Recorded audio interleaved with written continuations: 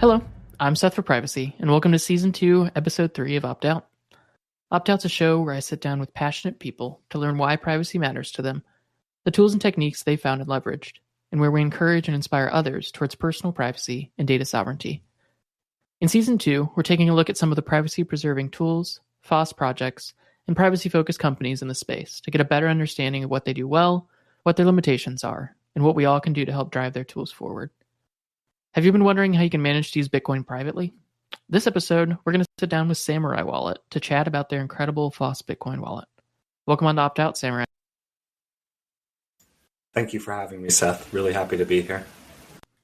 Yeah, man, I've been a huge fan of Samourai Wallet for what feels like years now. It may actually not be that long, but it seems like it's been a while that I've been using and following Samourai, and just to really feel that y'all are one of the last few bastions of a pro privacy focus in the Bitcoin space, and y'all really do push the memo hard on the need for privacy in a space that tends to move away from that over time. So I'm super glad to have you on to learn a little bit more about Samourai myself and introduce listeners who may not know what Samourai is yet. But for those who haven't heard of you, do you mind just introducing yourself a little bit and telling us a little bit about what Samourai Wallet is? Sure. Yeah. Well, I just go by Samourai Wallet or the intern or wallet guy, depending on which community I'm acting in. I started Samourai Wallet in 2015 with my co-founder, who is known as TDevD or Samourai Dev, and it was just the two of us. We had both gotten into Bitcoin around the same time, late 2012, and we had both around the same time quit our fiat jobs to go work on Bitcoin full time in early 2013.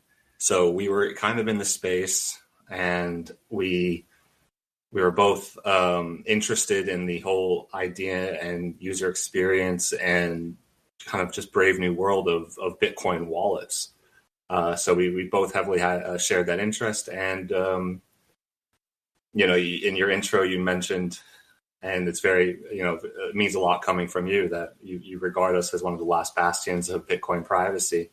Well, in 2015, when TDev and myself decided to start Samourai, we started it because we felt like the privacy angle and the privacy emphasis was starting to wane in Bitcoin that early, and we felt like there were no bastions of privacy left. So if no one was going to do it, we should, instead of complaining, we should do it ourselves. That was really the impetus to starting Samourai Wallet. And I hope that we've succeeded to some degree, though the landscape and the situation and the state of the community and whatnot is completely different now in 2022 than it was in 2015.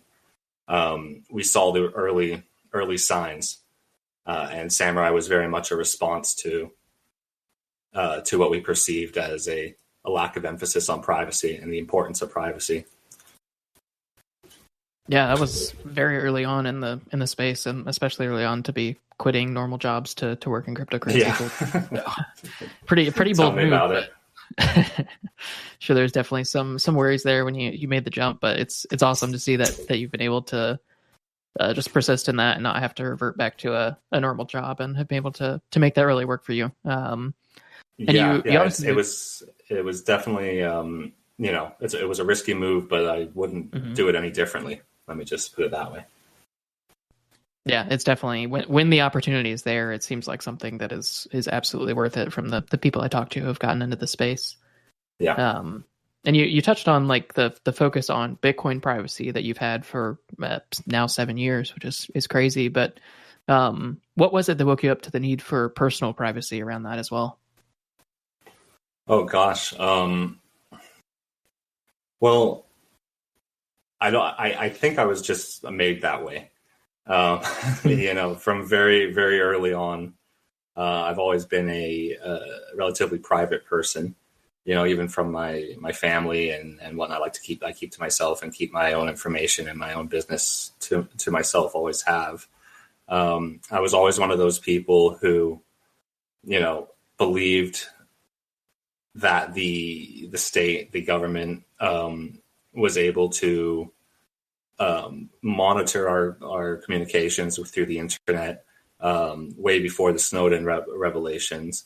When the Snowden revelations came out, it was kind of like just confirmation to what I had suspected. And that kind of, I guess, radicalized me. And that's roughly around the time I got into Bitcoin as well. Maybe. Yeah. Yeah. So it all kind of collided together. And what I saw with Bitcoin was a way to opt out of that surveillance system. And I know for Monero guys, they'll laugh at that, but it was the first game in town, at least, an electronic currency that wasn't centralized, that couldn't be taken down by the state like all the other ones that had come before it. And I understood the implications of that. And I think I just wanted to, explore what that meant further, and more importantly, be involved and be a part of that, that movement, that shadow economy, that promise that I saw in Bitcoin. Yeah, and I think that's one of the coolest things that I've seen as I've kind of followed you and the Samurai Wallet community, is the serious focus and really sticking to the ethos of building out parallel economies and building out a shadow economy, and it not being just kind of another, we just want to get rich quick and dump Bitcoin on other people. But you really, I think you see the power that Bitcoin brought and the reasons that Bitcoin was created originally. And I mean, back when you got into Bitcoin, I wasn't unique then. I mean, I would say 90%, if not more, of the entire Bitcoin community was like that. There was no real emphasis or thought placed in the market price. There had been some swings here and there, in the early days from like, a penny to a quarter and stuff like that in terms of market price. But it wasn't, the first real swing that we all experienced was when Silk Road got busted. And Ross got arrested, and there was a huge dive, I think it was down to like $50 or something. And then next day there was a massive rally, and that was like the first time we saw, real price movement in this asset. And the thinking kind of got perverted to, I can, to the trading mentality. I can make, I can make returns on this. And of course, you're denominating your returns in fiat returns on this. So you saw a small minority still at the time of that type of thinking. But the main emphasis was on the fact that this is, as you said, a parallel economy. And that was what was so exciting and important. And all of the innovation of the time was around that. Yeah, and that's really where the power of cryptocurrencies lies. I mean, it doesn't really matter if you're talking about Bitcoin, Monero, whatever. The real power is in being able to build a system that can exist despite or in the middle of or around the state, and not have to worry about censorship, or hopefully not have to worry about surveillance, and to provide that alternative tool that we never really had before something like Bitcoin came around, which is absolutely. That's the exact same reason why I'm not like so sour and down on the DeFi guys, because I think the decentralization of of DeFi is overstated, perhaps. But looking past that, these guys are doing things without permission. Like, the whole ethos is not about getting permission to do what they're doing. They want to try to build something, in a whole different realm than what anyone else is doing. So I applaud that kind of thinking, and I applaud the motivation there, and the fact that they are doing it. Putting aside all the technicals of it, the heart is in the right place there, and that there's a lot to be said for that. The heart needs to be in the right place. So I see that with them, and it's like like you said, any of the cryptocurrencies, Monero included. As long as the emphasis is there on not tying into the existing system, but creating a new system Yeah. Then I'm with you in spirit.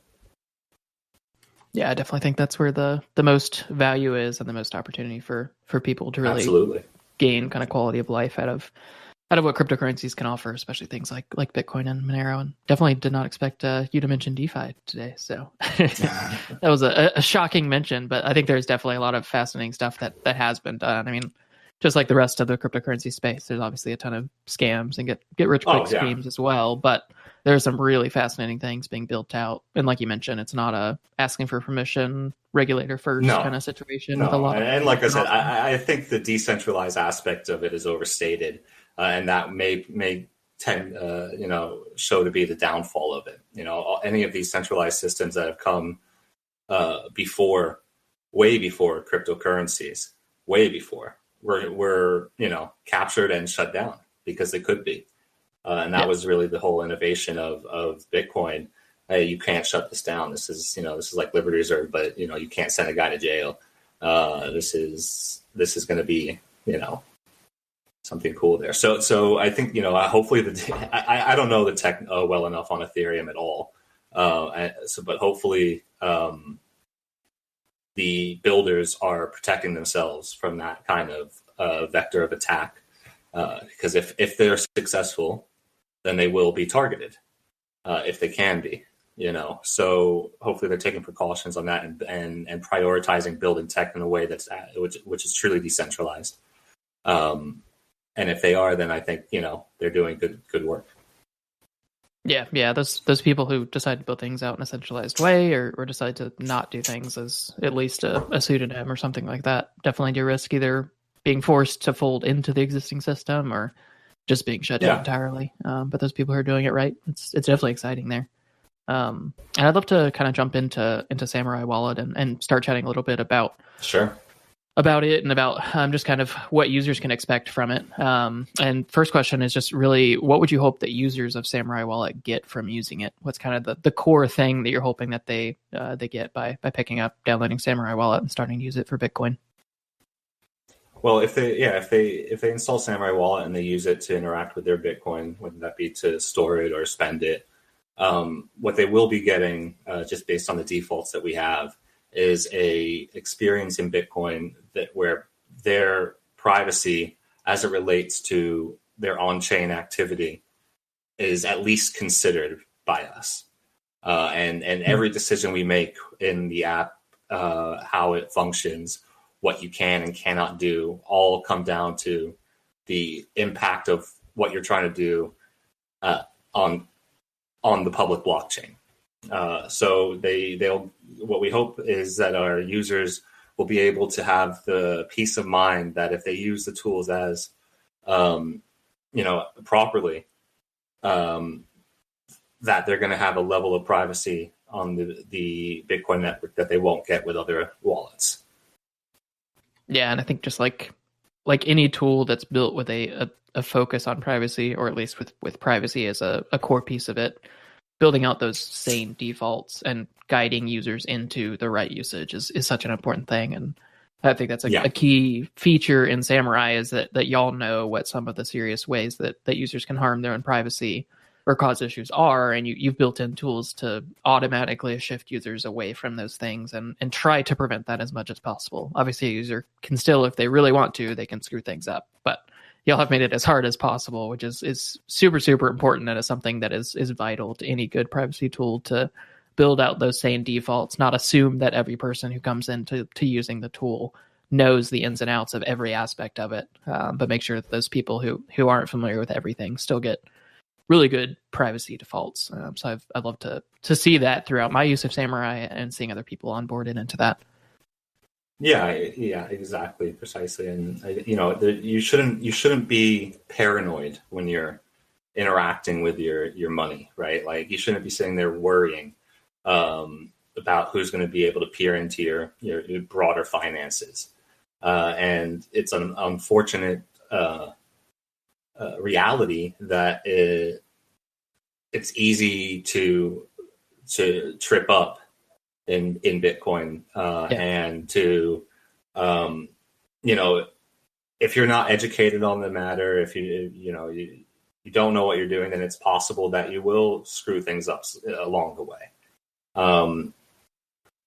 So whatever we can do to try to lessen that from occurring, we do. We think about things that, just won't cross a user's mind. For example, if they have a certain type of UTXO on like a BESH32 address, and they're going to pay a P2SH address, if the change of that transaction goes back to BESH32, that's very almost certainly the change output. So an observer looking at the blockchain at that particular transaction can note, okay, I know that's the change output because that's the same type of address that was paid from. In Samourai Wallet since like 2016 or something, we came up with like type change outputs. So the wallet will automatically return your change to a address that is the same type as what the address that you paid to. So the change output when looking at the blockchain is less obvious. So these are things that just don't cross most people's minds. They cross our minds, and we made it a feature out of it and enabled it by default. So if a user, wants, to not have that happen, they have to go in and turn it off. It's little things like that. So we hope that the little details, the same defaults, like you said, give them a basic, more private experience when using Bitcoin. And as their understanding and as their confidence grows, the wallet kind of grows with them. There's a bunch of tools and functionalities within the wallet that you don't have to use, but if you use the wallet enough in your natural evolution and your curiosity, you will start to use them. And these all enhance your privacy. Every single feature that we've put into this application is all about maximizing your privacy when you use Bitcoin. Every single feature. We have such a small team that every single thing has to be planned out, in a broader kind of vision of what the wallet does, and there's no room for anything that doesn't match that vision. Yeah, and for listeners who aren't as familiar with Bitcoin, he mentioned UTXO, which is just an unspent transaction output, and that is essentially, you can kind of think of it like a bill, like a $20 bill or something like that would be an amount of Bitcoin that's a single output that you spend. And then obviously you mentioned two different script types or address types in Bitcoin, which most users are not going to be aware of the different types of addresses there. And that's why building out a default like y'all did, which I actually didn't even know that was a default feature within Samourai, but building out a default that protects against that specific way to surveil Bitcoin transactions is very important, because almost no user who steps in and picks up Samourai Wallet and uses it is going to understand the difference between address types and know that if they're sending and the change is coming back to a different address type. Yeah, and they shouldn't have to. Yeah, absolutely. It shouldn't be something that people have to know to be able to use Bitcoin privately, which is huge. Mm-hmm. Yeah, you mentioned how you've built out features throughout and how you've kind of slowly iterated with a small team. And I'd love to just hear if there are any specific settings or features that you'd recommend that listeners jump into initially once they start becoming familiar with the wallet. Sure. Yeah. I think the first big feature that they should get acquainted with is Whirlpool, which is our CoinJoin implementation. Mm-hmm. The reason I suggest Whirlpool is because I think it has the easiest onboarding. It's pretty straightforward in terms of what the user has to do, which is not much. They just have to select which of those outputs or those bills that they want to add into Whirlpool. And once they add it in, it kind of does everything by itself at that point. And it's the single most powerful feature in the wallet when it comes to giving your coins a fresh start. So basically completely disconnecting any past events that might have been associated with those coins. to their future activity. And I think for the majority of users, they're coming in from probably a centralized KYC exchange. That's how most people are getting Bitcoin these days. Yeah, unfortunately. Well, it's a massive, massive issue. I'm sure we'll get into it, but it seriously undermines the whole pseudonymous aspect of Bitcoin, which in 2012 you could look at it and go, okay, this could be a privacy nightmare, but it's pseudonymous, so there's no identity associated. Well, that's completely eradicated by now, but we'll get to that, I'm sure. So you're coming in from a KYC exchange. That KYC exchange knows where you send the Bitcoin to, obviously, and they can make a very good assumption that is your address. And in fact, that might not be an assumption because they've made you verify that it's your address, depending on the exchange, right? So your centralized exchange that has your identity information, most of the time more than you would need to provide to a traditional bank, know that you left the exchange and you went to this address. They know that for a fact. And if they're using, a blockchain in a surveillance tool like Chainalysis, they share that data with Chainalysis, who shares it within their broader network.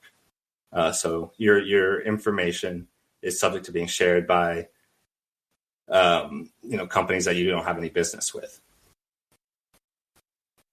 It's essential. It's essential that you break the link at that point, right? So that you don't want them to keep being able to track what you're doing with that Bitcoin with varying levels of confidence as it gets further away from that hop that they know it was you, but they can make some very damn good guesses. A feature like Whirlpool breaks that history right then and there as soon as you enter into Whirlpool, and you have a fresh start. So I think that's the single most important feature that a user can kind of get acquainted with as they after they install the wallet and get comfortable with things. Yeah, it's improved greatly over the time I've been using Samourai as well. I think especially the recent UI rework that y'all did on the Whirlpool Whirlpool features on Samourai Wallet are a drastic improvement. It made it much simpler and clearer what's happening when using. Yeah, that was the goal for sure. We had about a year, or maybe a little more than a year of data from users in terms of them communicating to us, whether it be complaining in the Telegram rooms or via a support channel, or just, the confusion that you see on Twitter and that. And, we take note of it, or I take note of it and I say, okay, I need to make this process a little clearer for them. I need to do this. And so the latest update that just, came a week ago put all of those learnings and understandings into action, and has Whirlpool has a brand new UI, which is a lot better. Like you said, it's a lot clearer as to what's going on with your coins once they enter into Whirlpool and hopefully reinforcing to the user that they're in complete control of their coins still. Like they haven't sent their coins away to some service. Your coins are still right there in their wallet. Everything is non-custodial. They retain complete control. And reinforcing that, I think, was a major aspect and a major confusion with the first release. Yeah, I think that could be a big misunderstanding when people are first approaching a feature like CoinJoin. So for some clarity for listeners who aren't familiar with CoinJoin, essentially what you do when you perform a CoinJoin, at least in the Samourai approach, you commit your specific input, your specific bill or amount of Bitcoin into a transaction, you sign, and then you join in with other people. It's up to 4 other people, 5 total. And then you all sign together on a single transaction, but you never give up custody of funds. No one in the transaction ever gives up custody of funds. You retain that throughout the whole process, but you essentially just work together to, like Samourai mentioned, to break that history that's happened before that CoinJoin transaction. you're able to really disassociate that from any future use of your Bitcoin. But you never have to give up control of your Bitcoin. So it's a huge step forward over like centralized mixers that we've had in the past in Bitcoin, where you could send in your Bitcoin to someone else. They would mix it up with a bunch of other people's Bitcoin, and then they'd hopefully send it back to you. But obviously there have been tons of those that just walked away with funds because it was an easy way to prey on people and steal Bitcoin. But in an approach like Samourai Wallet and in most CoinJoin approaches, you're not having to give up custody at all. So you retain that, but you still get the strong privacy benefits of really breaking that deterministic link between the old history of your coins, whether those are from a Know Your Customer, a KYC exchange, or not. It's still such a huge advantage to be able to break that history and start fresh. Which is a huge thing in Bitcoin and really essential. Like whenever I recommend someone who wants to use Bitcoin, like I will never recommend that someone uses Bitcoin without coin joining at some point. And obviously I specifically recommend Samourai Wallet. It's what I use and what I recommend that people pick up when they approach Bitcoin. But it's definitely, I think it should be kind of the modus operandi of anybody who's approaching Bitcoin. And you should coin join as early as privacy. Possible. Yeah. As early as possible. As soon as you get the coins, you should really make a habit of coin join as part of your routine, right? So let's say you have a buy set, an automatic buy set up or something every month. After you do that, after you take delivery of the Bitcoin, they should go right into Whirlpool. It's just the effects of KYC, especially on the main chain, are devastating for Bitcoin privacy. Absolutely devastating. And it provides an insight into your financial activity that is completely unprecedented. That we have in the United States anyway, we have banking secrecy laws. There is no banking secrecy laws for the blockchain, right? Anyone can peer in and see what's going on. And if your adversary has any information on your identity tied to a specific UTXO or coin or bill, and you don't take proactive measures to break that link, they can track for a very long time what you've been up to and link together various other bills that you may be in your wallet and build a profile on you. That is just, it's scary. And we all should be actively opposed to this type of thing. And one way that you can make a difference is by using the technology, using then there's no reason not to. Like, as you explained, it's not custodial. There's no risk of you losing funds. There's really nothing can go wrong. It's a good idea. Yeah, absolutely. It should be the way everybody approaches using Bitcoin. And like you mentioned, the defaults in Bitcoin outside of something like Samourai can really lead to a worse situation than we've ever seen in the financial world. Yes. Which a lot of people don't really grasp. And I love that you mentioned that and brought that up, because I think it's very important that people realize that the base way that Bitcoin works can be very dangerous to privacy. But thankfully, there are tools like Samourai that can help you choose to opt out of that transparency. That's the default in Bitcoin, and really start to gain some privacy for your own transactions within Bitcoin. And the more people who step up and start doing that, not only does everyone else who's mixing coins via Samourai Wallet gain a greater anonymity set and a greater pool of people to hide in, a greater crowd to hide in, but obviously it also means that there's better funding for projects like Samourai Wallet. It means that there's a harder time for regulators and governments to put pressure on any kind of coin join tool, because the more people that use it, the harder it gets for them to kind of try to put their foot down and cause problems. So there's a huge advantage to really coming in numbers. So if you're using Bitcoin, I really do hope that you are using Samourai Wallet and really kind of learning and actively seeking the best ways to use Bitcoin. And I'd love to kind of shift here and talk about some of the limitations that maybe exist in Samourai Wallet, and just some things that users should be aware of, maybe that Samourai Wallet can't do for them, or maybe some gotchas in usage, just anything that kind of jumps out at you that you'd like users to be aware of there.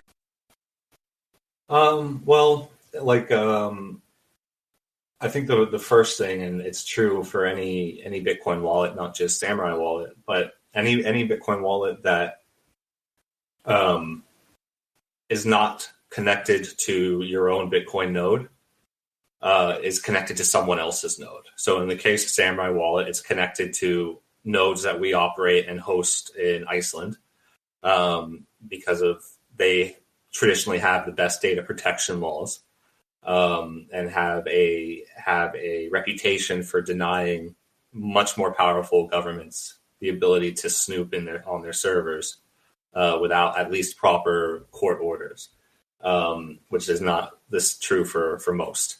So our nodes and our servers are all hosted in Iceland. But if you're connecting to Samourai Wallet and not connecting your Samourai Wallet to your own Bitcoin node, you're trusting our Bitcoin node to do two things. One, to not log your IP addresses and whatnot and your information. And two, to provide your wallet with true and accurate information from the blockchain. So,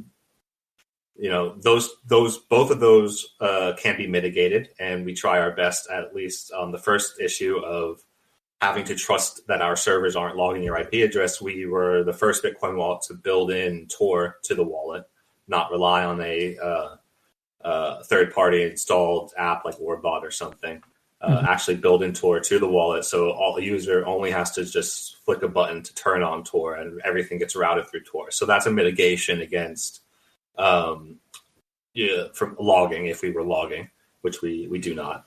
And then the second is truthful, accurate information from the blockchain, and that's relatively simple to check against. There's plenty of block explorers out there and plenty of other competing wallets, and you can check against. So that's less of a concern. But those two things the user should keep in mind.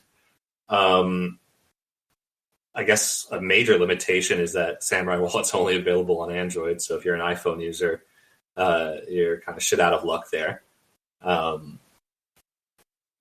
Let's see.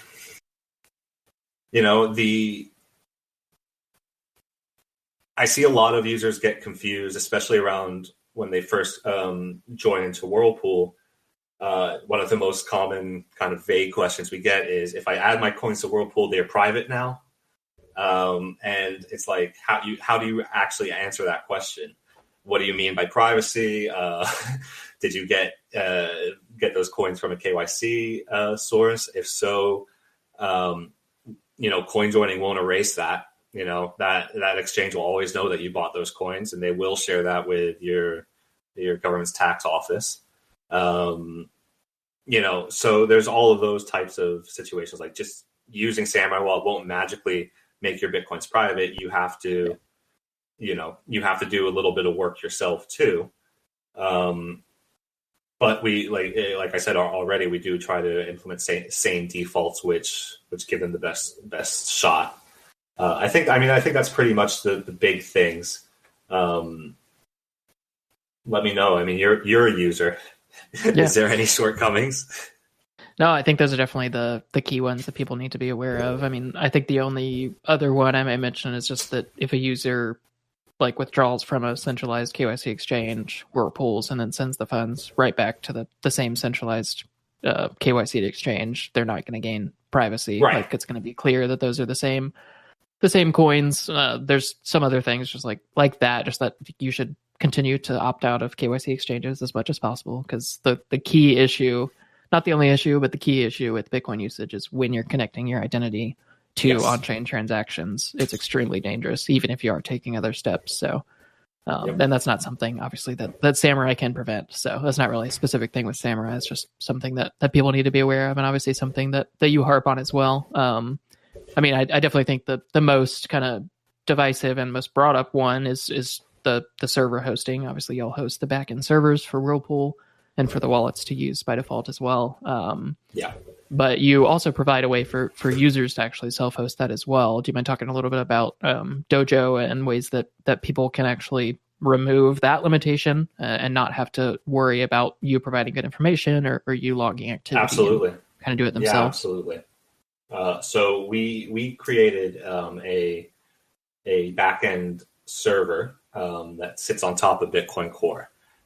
We started development on this in 2015, when we started Samourai Wallet. And the existing solutions that that were available, which at that time was primarily Bloom filters for mobile wallets, were inadequate for what we needed. So we started building this server, and it eventually became known as Dojo. We released this software, I think, 3 years ago now. It's free and open source. It's exactly what we run on our servers in Iceland. It gives the user the ability to run that exact same stack on their own, whether it be a spare desktop PC they have lying around or a single board computer. They can run this software, connect their wallet to it, and completely bypass our servers for everything. Yeah, and all communication runs over Tor, even when you're using your own Dojo server, which is very important as well. Yeah, so it only runs over Tor. So with if you're not connecting to your own node and you're connecting to our nodes and our servers, you can do that over Tor or you can do that over ClearNet. When you're running your own Dojo, you have to do it over Tor. Everything goes over Tor. And that's for privacy reasons, but also because you don't have to worry about opening ports or networking or fiddling around with IP addresses, which most users won't be able to do. But they can, run an installer on a Raspberry Pi or something, or a pre-purchased, plug and play node, and scan a QR code and connect their wallet to it. With everything happening under the hood, a Tor hidden service being sprung up and connected to. So no fiddling around with ports, just a QR code scan and your wallet is connected. And it can accommodate, if you already have a Bitcoin node, you can accommodate that, but it's designed for going from nothing to a full sovereign stack. So it will automatically, install Bitcoin Core. It will automatically give you a block explorer that you could query. It'll automatically do a bunch of stuff that gives you the ability to connect your wallet to it and keep track of your wallet or your family's wallets as well. You can give your Dojo information to a friend, and they could use your hosted Dojo as a way to query their wallets as well. Yeah, it's a lesser talked about feature of Tor, and a really important one is that it does simplify the process of hosting things, because you don't need to forward ports, you don't need to figure out a dynamic DNS, and you don't have to figure out your home IP and all this information. You just spin it up, have the hidden service, and you have that address that you can always use no matter what network is in front of it. So it's a huge part of Tor that most people don't realize or don't talk about, but it really does help with simplicity. Even if you're not caring about privacy, it can be a super useful tool to help simplify the process of hosting a service like that. And you allow people to run a desktop app for Whirlpool as well, right? Which that you can connect to your Dojo, and that basically allows you to offload the mixing process, the Whirlpool process, from your phone to that desktop app, correct? And then that way people can mix without having to keep their phone open and keep the Samourai Wallet app open and all that. Exactly. So for like the casual user who's maybe mixing once every couple months, maybe, or even less than that, the mobile app is completely fine. You open it up, you'll get your first mix within a matter of minutes for the most part. And then you leave it open for a little while and you'll get some remixes. For the more power user, we definitely recommend running the desktop app of Whirlpool because you'll be connected all the time versus just when your phone is active, right? And if you're connected all the time, you have better chances of getting selected for free remixes.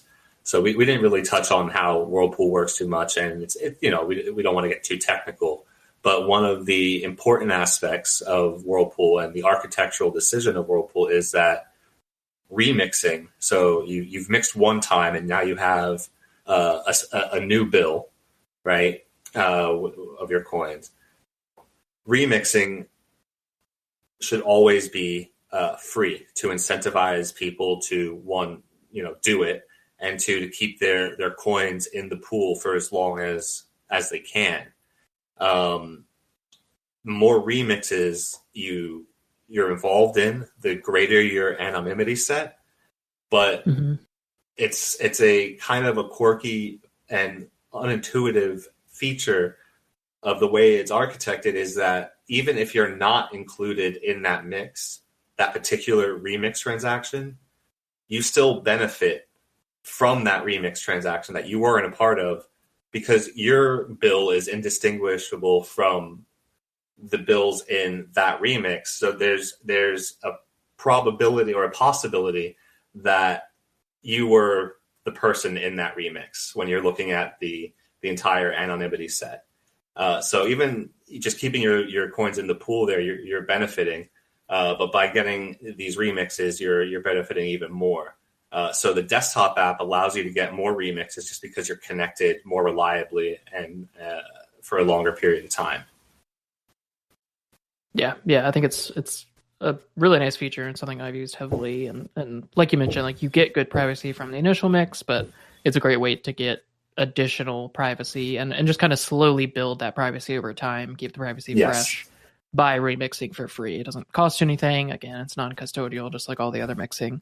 So it's just a really nice way to help other people, because you're contributing to other people's anonymity set and helping to provide them privacy, and you're also getting a benefit as well, all for free. So it's definitely something that, if you can do that, it's a huge advantage to yourself and to the Samourai Wallet ecosystem as well.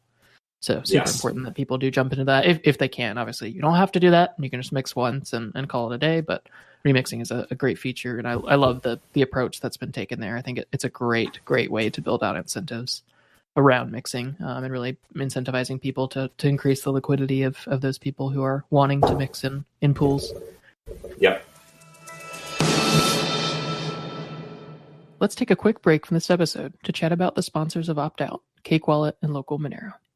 Cake Wallet is a key tool that I use daily, as it allows me to easily and quickly use Monero for private by default payments. It's available on both iOS and Android, and is a fantastic way to get started buying and using Monero with a simple and easy to understand user experience. I regularly onboard new users to Cake Wallet and hope that it will help simplify and ease your journey into cryptocurrency. If you're interested in purchasing Monero for the first time, or helping to bring others into a parallel economy, I'd recommend you look at using Local Monero, like I do, to buy and sell Monero while maintaining your privacy and avoiding invasive exchange surveillance. Local Monero is entirely peer-to-peer and is an important part of opting out of the surveillance state and into a parallel economy. Thank you to both sponsors for their incredible support and partnership, and I hope you'll take a moment after the episode to learn more in the show notes or at optoutpod.com/sponsors. I did want to just quickly, you don't have to go super in depth, but I did want to quickly give you a chance to touch on what other tools out there are your kind of competitors or alternatives, and then maybe what makes Samourai Wallet better or unique in some way. Okay, sure. So in Bitcoin non-custodial coin joins, you have Whirlpool, which we've discussed, which is you need Android for. Even though we have a desktop app, you still need the Android app to access it. Although now we have Sparrow Wallet, which is a desktop app, works on all the major desktop platforms, which has actually incorporated and implemented Whirlpool into their wallet. So you don't need to only have an Android anymore. You can do it on desktop via Sparrow Wallet, and that will be using the same pools as our users. So it's a commingling of wallet users there, and increases the anonymity set even greater. And of course, our server has never seen those UTXOs, so it's completely foreign source. Really good. Besides Whirlpool on desktop and on mobile, you have Join Market, which is quite old. It's been around for a while. Join Market started around the same time as Samourai Wallet, as far as I'm aware. Development on it started around the same time.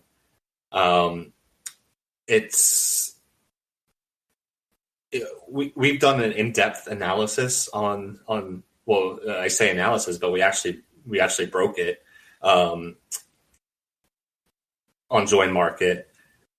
There was a user who made a Reddit post back in 2015, I believe. I think the short story is he had some Bitcoin stolen, and he was able to track the Bitcoin into Join Market, and he posted a bounty on Reddit and said, if anyone can help me figure out where these coins have gone, I'll give you this amount. It was largely ignored. No one really responded to it. We came across that post last year or the year before and launched an investigation to see if we could figure out where these coins went. We figured that if we could figure it out, it would be a positive experience in terms of figuring out how new techniques for tracking Bitcoin on the blockchain, and it would make our offering stronger. So we ended up figuring it out, figuring out a new attack that could be used on Join Market transactions. I believe it was named the Total Recall attack, and anyone who's interested can read a free report on research.oxt.me research.oxt.me. So it's a good system, but it's aged, and it hasn't really been kept up to date in the sense that fundamental blockchain analysis hasn't been paid attention to in favor of a lot of real cool innovation on like decentralized order books and fidelity bonds and stuff like that. They've done a lot of interesting stuff there, but haven't really focused on what I consider the meat and potatoes of it. And then, of course, you have and the other downside is it's mostly command line anyway, so it's kind of preclude a lot of people from using it. Then, of course, you have Wasabi, which anyone who follows me on Twitter knows that Wasabi is completely broken. We've attacked Wasabi, multiple times from every level in terms of the absolute travesty of CoinJoin transactions they leave on the public blockchain to we reviewed their code and figured out that coin selection was deterministic and not random. Major issues like that. I would highly recommend people avoid Wasabi, at least until they've launched their new version, because the current existing version they still have out there and released and maintaining is just insanely broken. So that's it in terms of the CoinJoin options for Bitcoin. So it's not a ton. It's not many. No. And my criticism is not meant to be taken in any other way than we've looked at this stuff on chain. So anything I say is verifiable by looking at the blockchain. Especially when I say Wasabi's tragically broken, just all you have to do is look at one of their transactions. You can count the number of address reuses that happen within that transaction. You can count sometimes you have the same address on both the input and output side of the transaction. I mean, these are just glaring issues that, shouldn't be happening, right? And we at first thought it was, Sybil attacks, and we thought it was some outside, maybe a chain analysis company who was attacking it. But at this point, we just think it's utter incompetence. Because none of it's been fixed, and we bring it up and we get attacked for it. So we've stopped kind of bringing it up. But how many times can you beat a dead horse? It's broken. Yeah, and it's important that people understand when a tool that's claiming privacy does have issues like that. So bringing those things to light is very important, and I am curious to see if the new approach that Wasabi's building out is built out well. I definitely have concerns based on history, but it'll be interesting to see if that provides a solid coin join solution. I have concerns based on forward. history and based on what I've seen of the protocol and the comments from the company. I think that they're making some questionable decisions, but we'll see when it gets released. We're going to be looking, not just because they're a competitor, but because we need to understand the landscape, right? Like we need to adversarially look at everything, including our own stuff, and see, are we able to get through this? Are we able to break this? Or where are the weak points? And all of those data points get put together to create a better product and a better software for the users. Yeah, I definitely agree. And just one quick comment on Join Market before we jump into some listener questions is just that I think it's a really cool project, and they've obviously they were pretty early on in the space and have done some great work. But like you mentioned, I think that one of the key issues, at least for me, is that the UX, the user experience around using Join Market is much more complicated at the moment. I think there have been some attempts to improve that, but I don't think there's been a ton of movement there. So it's definitely something that can be used. And I actually haven't read y'all's report on breaking Join Market. I'd never heard that story before. So jumping that, dig into that one. It's called the cold case files or something. But the stark difference between the Join Market response to that report and Wasabi's responses to their reports was incredible. As far as I understand it, the Join Market client or algorithm was updated to make it so that total recall attack wasn't feasible anymore. So he immediately went to work and said, "Yeah, you're right on this," or "I disagree with your analysis in this way, but I do recognize that this is a problem, and here's the fix for it." So that's all we wanted to see. We're not trying to score points or embarrass anyone. We're confident that there's plenty of people looking at our stuff, and we would hope that they would, let us know if we did something screwed up. Yeah, exactly. And that's the response you would hope for from a privacy tool, and really from any kind of FOSS project, is if someone exposes a weakness or a flaw in the system, you'd hope they jump in and want to fix that and want to work with the person who's found the issue. So that's great to hear that they did correct that and do actually care about that. Absolutely. It's always good to have alternate implementations of a tool. Like non-custodial coin joins are vital to Bitcoin privacy. So as much as I love like Samourai Wallet, and obviously that's what I use, it is important that we do have alternative implementations, and it's also just important that the implementations are free and open source so that they can survive, they can continue, even if the core people behind them are and they can grow. Yeah.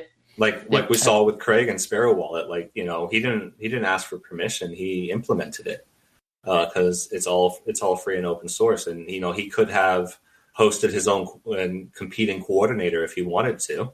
He just chose to tie in with ours because it was better for everyone's non-set. But the fact is that's a competing implementation of Whirlpool, and you have no idea how psyched I am to see that.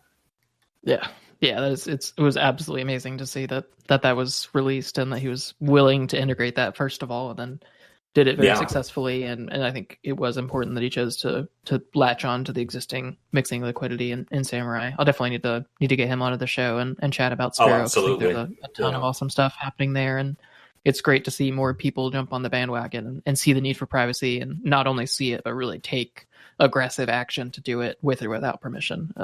Definitely a huge win for the Bitcoin space. He has he's implemented not just Whirlpool now. He's implemented Stonewall X2, which we didn't really get into, but as a brief summary for your listeners, it's a coin join transaction, but instead of Samourai acting as the coordinator and making sure all the signatures are collected, it's a peer-to-peer coin join between you and one other person. So prior to Craig at Sparrow Wallet implementing this, it was only available if you had Samourai Wallet. You could do these coin joins with another Samourai Wallet user. Now you can do it with another Samourai Wallet user or another Sparrow Wallet user. And seeing these tools take off and grow like this, one is very fulfilling, as a developer and a provider of software. but two, it grows the usefulness of the tool, and it wouldn't be possible unless it was free and open source. Yeah, absolutely. It's such a vital piece of everything that's happening in the space, and anyone who's building out tools on privacy, I hope that they push in every way possible to be free and open source, because it's a key piece of making this able to last, making it able for people to see those features, build out things that build on top of it, or customize it to a specific need that they have or other people have. There's just so much value in being FOSS overall, and it's definitely something we've harped on a lot on the show. But always want to reiterate that that's a huge win. And anytime you see a project focusing on FOSS and really carrying that ethos forward, that's something that should be applauded and really appreciated there. And I want to quickly switch into some listener questions. Got some great ones on Twitter, and wanted to chat a little bit about those.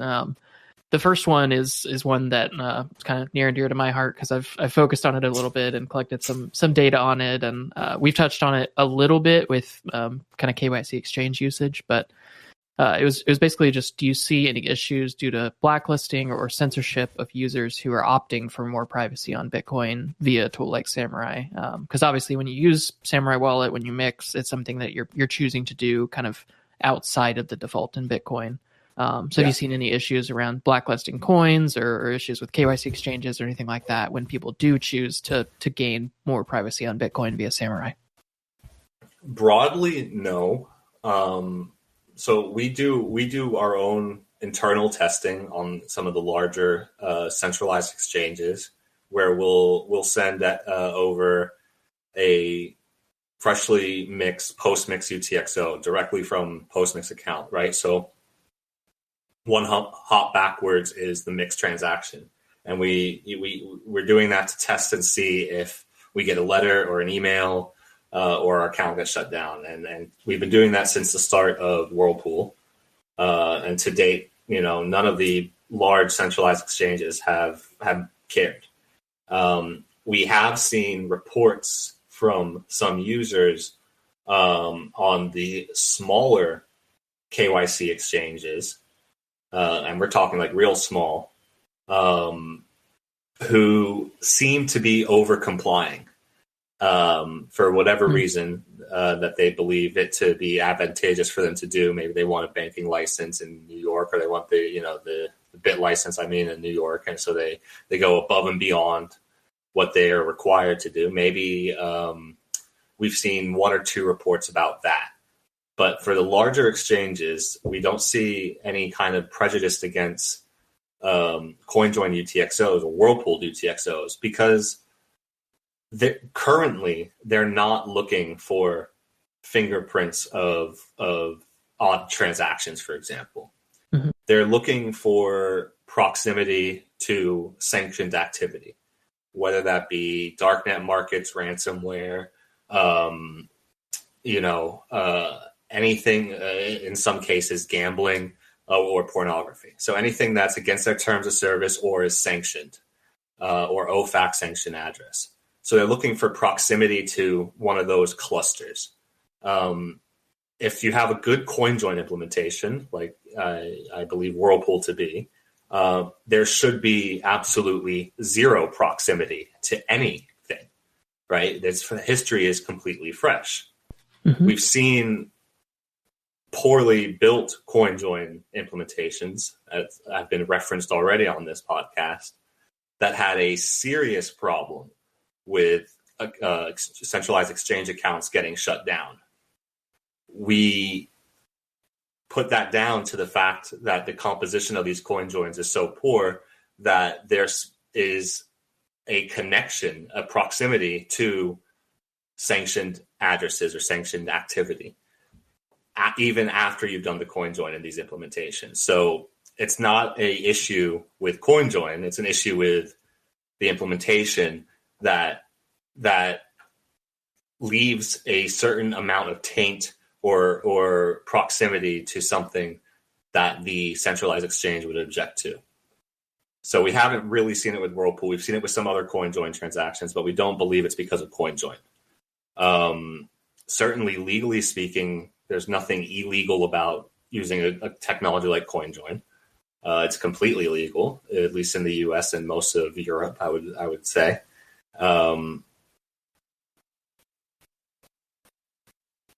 The bigger issue, I think, the bigger issue lies with the smaller companies who are trying to break into the sphere and are over complying. Yeah, I love that y'all are actively testing that too, to see if your users would be affected by something like that, at least as much as you can. Yeah. But I think, of course, we also have, sorry to cut you off, but we also have Ricochet, which is a feature in the app. So if you use one of these smaller KYC exchanges, for example, and you know that they have an issue with mixed coins, right? Just blanket ban on CoinJoin. This tool is designed to add, multiple hops of additional history to your coins, so that at a certain point, if you're looking, for example, 8 hops back, the probability that those coins are, or the person who's depositing are associated with that drops significantly, and they probably aren't even checking that far back. Like our research has shown they check at most 5 hops back. So we add 5 hops of history. There's little tools like that you can actually use within the wallet if you're worried about, exchanges having an issue with your coins. But yeah, we haven't really seen any large scale issues with blacklist and using Whirlpool. Yeah, and I think 2 big things there. I mean, one is that hopefully a technology like CoinJoin and a tool like Samourai Wallet would actually give centralized exchanges and chain analysis companies and those kinds of people a kind of a way to opt out of needing to enforce KYC or needing to enforce issues around the actual chain history of your coins. Because if you're sending them in from, it shouldn't be if you're using privacy tools well, though. In theory, obviously, that doesn't mean that's how it will be, but it should kind of give them a way out, because they can say, we can't tell anything about where this is coming from. So we don't know that it's bad, and we can't know that it's bad. So we can just kind of blanket assume that these are fine and let them happen. So thankfully, that's kind of overall, it seems like that's been the regulatory approach. But I think that should be the way. If a tool is providing solid privacy and you have no way to track it, and you're also doing the other things that unfortunately you're required to do by shadowy banking laws, hopefully that would be a way to allow you off the hook and let you kind of opt to help your users and not have to comply around that. But thankfully it seems I think people need to remember that these people are running a business, right? And the business only really works if people are allowed to use the service. So they want as many people to use the service as they can. They don't want to get a compliance ding, right? And they don't want to. They make a good faith effort, right? So they contract with Chainalysis or some other intelligence agency because they do it all, and then they can tick that box. But people need to remember that these guys aren't there to spy on you, not the exchanges. Chainalysis is, but not the exchanges. The exchanges are there to extract money from you. And I think that the more check boxes that they can tick off, saying, "Hey, we didn't see anything. We looked. We gave it a good faith effort." They're going to do it, especially the larger ones. So I think you're absolutely right in that, and I think that a lot of them would prefer to receive post-mixed UTXOs because there's no flag, there's nothing. It's good. It's green, right? And then it goes right through compliance and now they're making money on fees. Yeah. Hopefully that will continue to be the path forward, and hopefully that will be a way that exchanges and entities that need to comply with these things, unfortunately, that they'll be able to kind of take that out. But the other kind of key piece is, if you don't use these centralized KYC exchanges that do have to comply with local laws and deal with all of these kind of KYC AML laws, you don't generally have to worry about blacklisting or censorship or having to explain yourself or anything like that. So building out these parallel economies that we talked about a little bit here and that we talked about quite in depth in previous episodes of opt-out is so important, because you actually remove any kind of interaction with the normal banking world that causes these issues. So you remove that entirely, and no person, at least not right now, is going to be doing chain analysis on your tokens or your coins to see what you've done with them in the past and deciding whether or not they should accept them. No merchant is generally going to have the resources to do that. So you can kind of remove that issue entirely if we start to really create these parallel economies that don't rely on the state, that don't rely on the normal kind of old legacy banking system. So that's a hugely important piece too. So the more you can opt out of those things, the less and less you actually have to even care about any kind of these regulations causing you issues or something. It's an essential piece. I mean, that is the piece that makes Bitcoin's woeful privacy acceptable, right? If your UTXOs or your addresses are just random, strings of characters, and that's all they are. Yes, there's still things to worry about in terms of tying coins to an entity, but that entity isn't known, right? It's a pseudonymous system. As soon as you get rid of that very, very weak, thin veil, it becomes a massive, massive nightmare. So prioritizing that second economy, that side economy, prioritizing, non-KYC Bitcoin if you can find a way to do it. Prioritize earning in Bitcoin, changing up the way you think about this from a tradable kind of investment asset to the money that you require to live freely. Once you make that mind shift, you start to unlock what this whole thing was about. And that is such a cool feeling.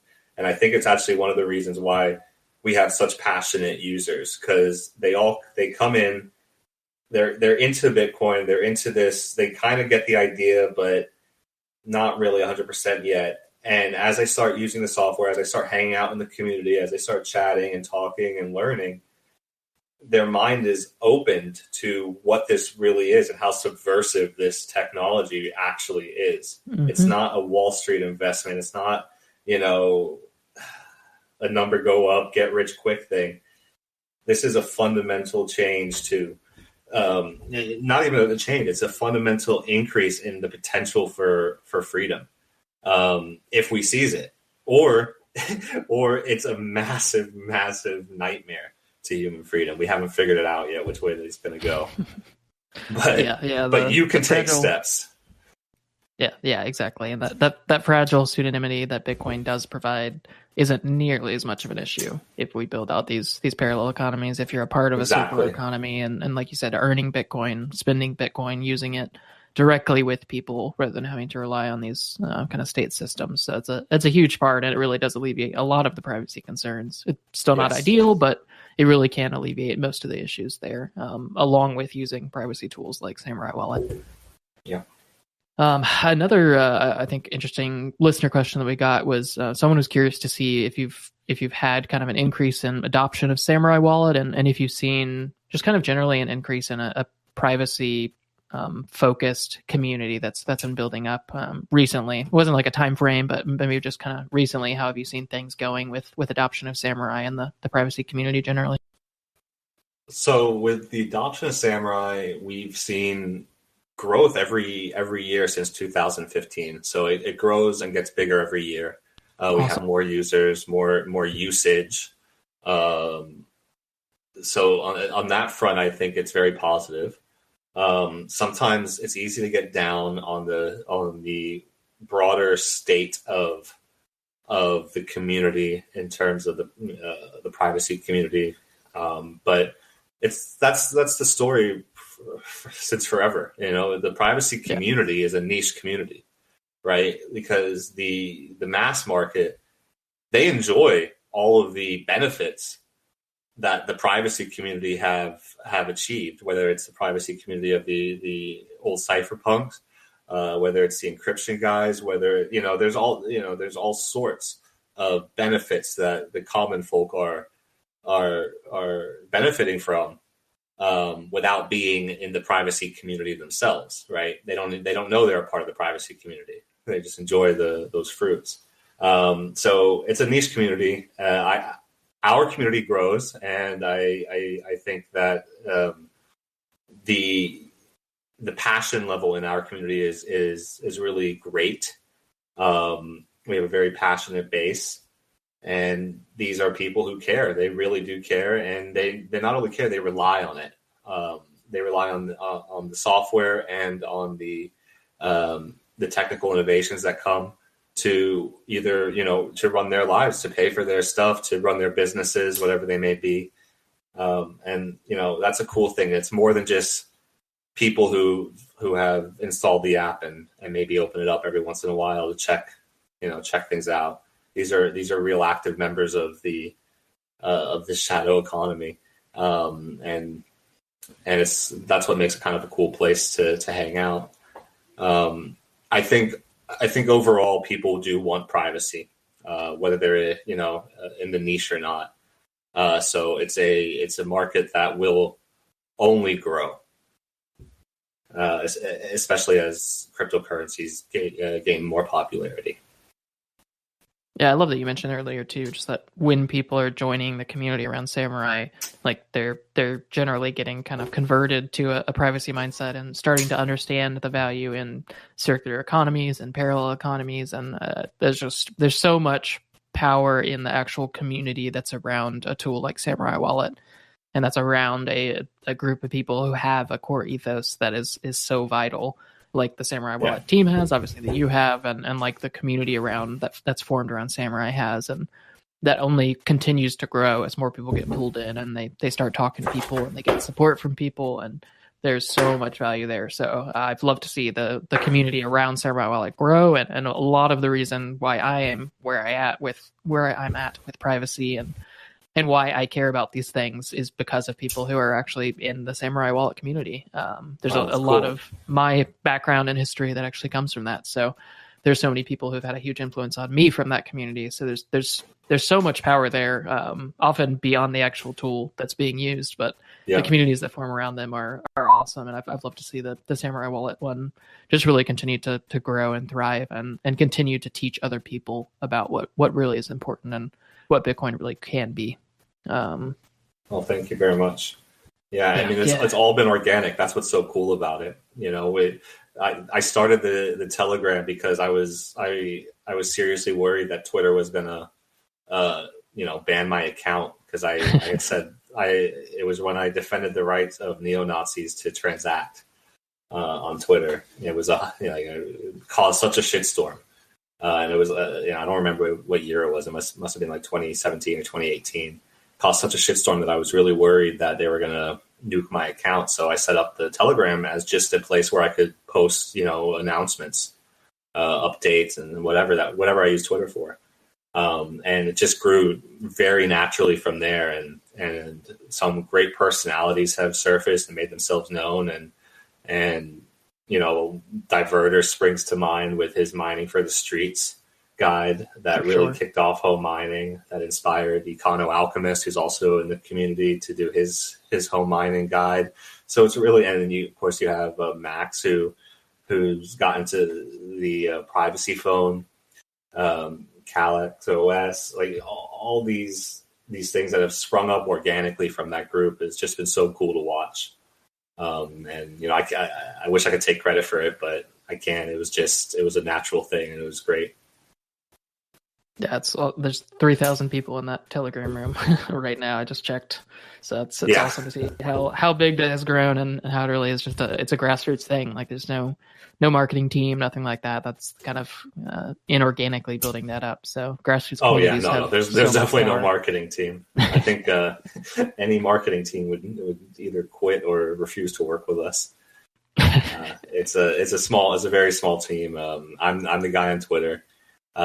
T-Dev is the guy behind controlling the strings and all the development stuff.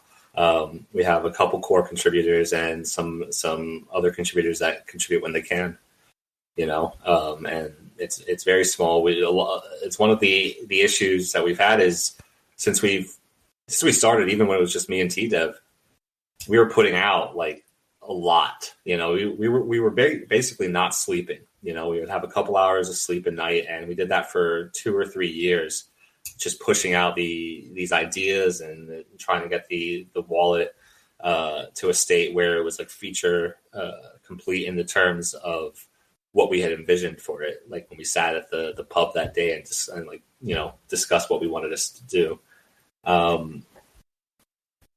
So we pumped out so much stuff that people thought, oh, they must have a lot of money behind them. They must be a big team, you know. And it's like, no, the exact opposite. It's a very small team, and you know, we were scraping by for a while. It was looking pretty rough. Nowadays we're able to fund development with the Whirlpool fee for the most part. So we're still very frugal and still a small team, but at least we're not, you know, scraping by. Yeah, I did want to touch on that a little bit. I had one more listener question I do want to get to, but sure. You just mentioned that Samourai development is funded through Whirlpool fees. Is there any kind of like funding or sustainability that's kind of that you've built into Samourai Wallet, or how do you guys manage to fund the two of you, obviously working full time in this, and keep the project going? So we, when we started Samourai Wallet, we weren't full time. We were still full time in other companies, but we each put like a Bitcoin a month into a common fund to start the wallet off okay. And of course, a Bitcoin at that time was very low price. It wasn't what it is today.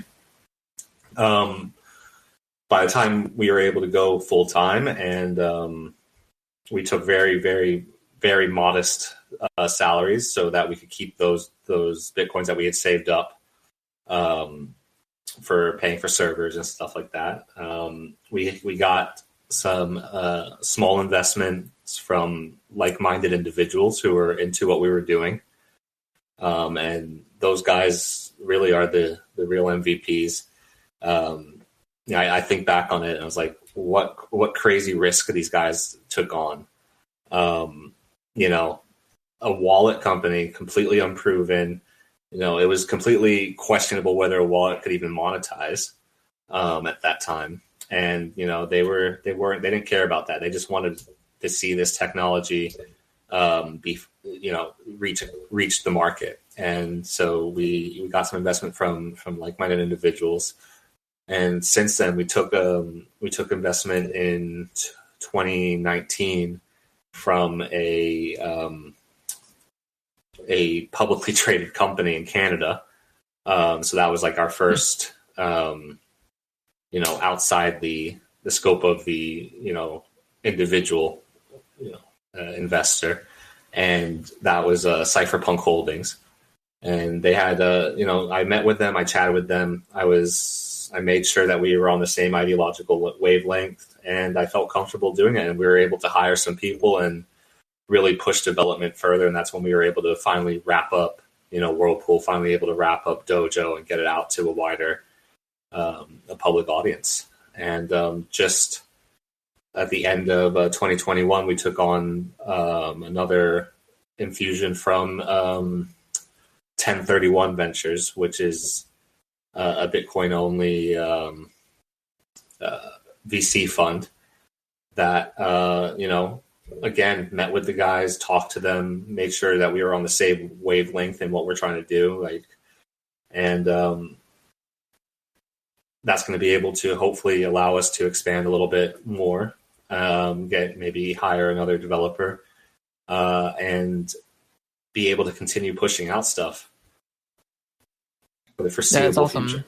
That's awesome that you've been able to get that funding for a tool that's so focused on privacy and so kind of against the grain in the Bitcoin space. Yes. So I'm glad that you've found a lot of work. Good ways. Yeah, it was a lot of work. Especially how we're very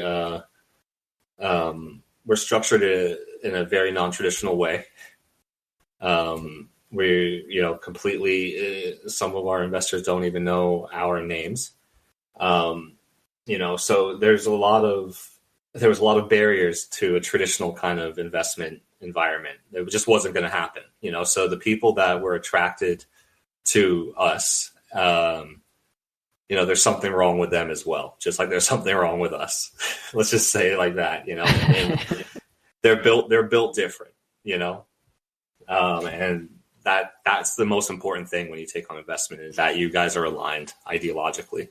Both my co-founder and I saw prior to Bitcoin in the .com era and during Bitcoin what VC money can do to a company, and we were very, very adamant on not allowing that to happen at Samourai. Yeah, it definitely seems like that has been a good thing so far and not shifted the focus. And it's clear the ethos hasn't changed around Samourai. So I'm glad to see that y'all found good ways to continue to grow what you're trying to do and really to fund and sustain that. That's so important, and that's a tricky thing in the FOSS space and in the privacy space as well. So it's very important that you find good ways to do that without sacrificing underlying fundamentals, without sacrificing ethos, which it seems that you have to have red lines. Yeah, you have to have very, very hard lines, I'm sure. Yeah. Last couple questions for you. I had one more listener question that I know there's a lot of interest in this, at least in the Monero space, and seems like it in the Samourai space. But someone wanted to know if there are any updates on atomic swaps within Samourai Wallet for people to be able to swap, at least like Docs Exchange and that kind of thing, into Monero within the Samourai Wallet. Obviously, atomic swaps are still very much in progress on the Monero side. There's not a ton finished there, tons of work being done there. But a listener was curious if there's any updates on your view of atomic swaps within Samourai and the work being done there. There's no updates other than we're still committed to the planned functionality. We're hoping to have the ability to perform atomic swaps within the first half of the year. Like you said, it depends on the Monero side as well. Mm-hmm. But it's definitely it's planned. And when we have something planned out, we do it. we make good on it. So just keep your eyes open. It will definitely be in the wallet. It's just a matter of time. Awesome. Yeah, and that's for those who don't know, atomic swaps are essentially a way for you to trade Bitcoin for Monero or vice versa without trusting the other party. So you can perform that swap without having a chance that you lose your funds, the other party can't steal them. It's a way to be able to swap that without needing any information about them, without using a centralized exchange, and without causing privacy concerns or those kinds of things. It's a huge step forward and a decentralized and safe way to swap cryptocurrencies without having to involve an exchange. So it'll be a big step forward. There's two main implementations of atomic swaps between Bitcoin and Monero being worked on. There's Farcaster, and then there's one by the Commit team. But definitely a lot of exciting stuff there. So I'm glad that's still something that's on your radar and in your backlog, and definitely a focus for people to see that when it does come to fruition. And y'all very well may be the first to implement that, which would be huge for giving people options when trying to preserve their privacy. Yes, absolutely. It's such an important step, atomic swaps, that we don't understand what the negative attitude towards them from some Bitcoiners. This was kind of like a holy grail thing back in 2012, 2013. I don't get it, but I don't have to get it. I'm putting it in my software. Yeah, love it. Last question for you, dude, was just how can listeners jump in and help support what you're doing with Samourai Wallet? The best way to support us is to use the software. You using it and gaining from it is how we function, how we support ourselves. We always will take donations, but donations are not a sustainable way to keep a software project going long term. We've seen too many fail that way. So use Whirlpool, use all the other features, and that's enough. And it will be good for you too. Awesome. Well, thank you again so much for coming on, Samourai. It was a ton of fun for me. I learned a lot here that I didn't even know. And I'm really glad that listeners will be exposed to what Samourai Wallet is, what you're doing with it, your ethos, and the community that's behind it as well. So thank you for taking the time out of your busy schedule. This one went a little bit longer, and I think there's just a ton of great info in here and great discussions. So thanks again for jumping on. Really happy to be here, Seth. Thanks for having me.